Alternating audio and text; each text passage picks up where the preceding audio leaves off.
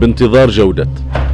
عمل مسرحي لأبطال جولانيين صغار احتضنتهم خشبة المسرح الجولاني عيون، وقاموا بعرض يتميز بالبراعة والحرفية.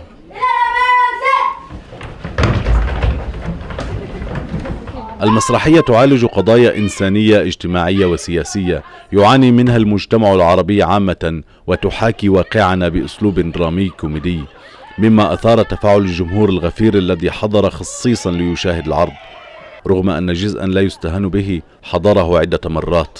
كثير واجهنا مشكلة مع الجمهور برا، انه في كثير ناس عم تيجي بتحضر المسرحية. ما كنتش متوقع يجي هالحضور، انا قاعدة على الكرسي كان قلبي عم يدق دق، ما كنتش متوقع هالشيء.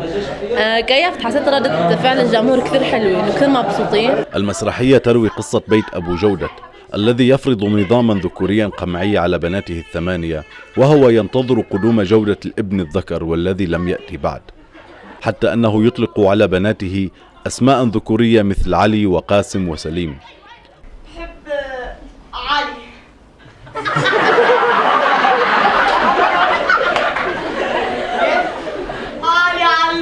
علوش. وهذا يجعل تصرفاتهن ذكورية في حياتهن اليومية، حتى يأتي اليوم الذي فيه يدخل البيت عشيق الابنة هاجر المسمى بعلي، وهو في زي أنثوي. أهلين يا ليلى، تفضلي فوتي.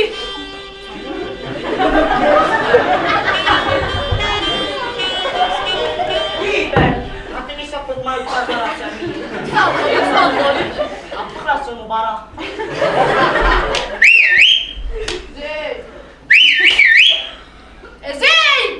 يكتشف أمره ويصدر ضده حكم الإعدام. حرام نعتبر بحيث المخرجين. الله خلق الدنيا شمسين حضور إليه والأبطال اللي ضد الطبيعة وضد قوانين الله.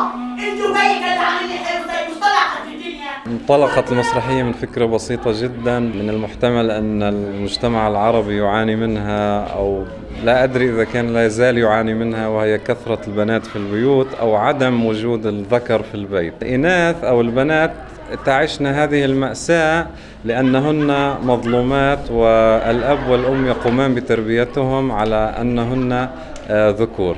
في لحظة معينة تتحول الأمور من قصة بسيطة، من قصة بنات مظلومات، إلى قصة مبدأ، بحيث أن البنات تثرن على العائلة ويقررن أن يستعدن أنوثتهن.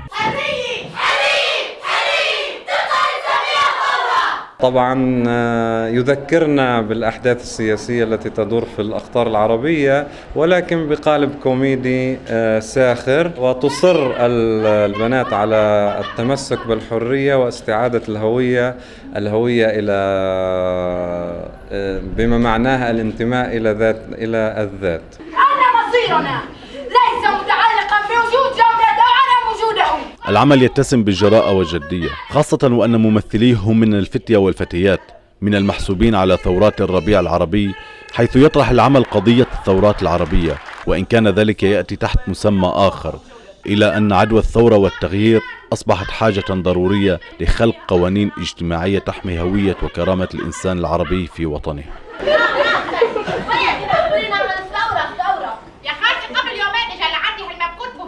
المسرحية عم تحكي الواقع اليوم، هو اللي عم بيصير بالعالم العربي، بالربيع العربي، اللي عم بيصير، اللي صار بمصر، اللي بليبيا، واللي عم بيصير اليوم بسوريا وبتونس صار. فهو بيحكي الثورات اللي عم بتصير، الثورات العربية مع الأنظمة القمعية.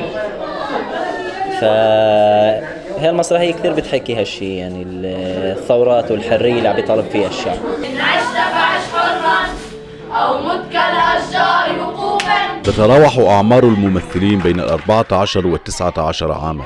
احتضنوهم مخرجة العمل آمال قيس أبو صالح، وكاتب النص ومدير مسرح عيون معتز أبو صالح، وعملوا معهم وبجهد على هذه المسرحية مدة أشهر طويلة ليخرجوا مع عمل جريء مميز ومحترف يطالب بالإنسانية، بالوعي الاجتماعي وبالحرية.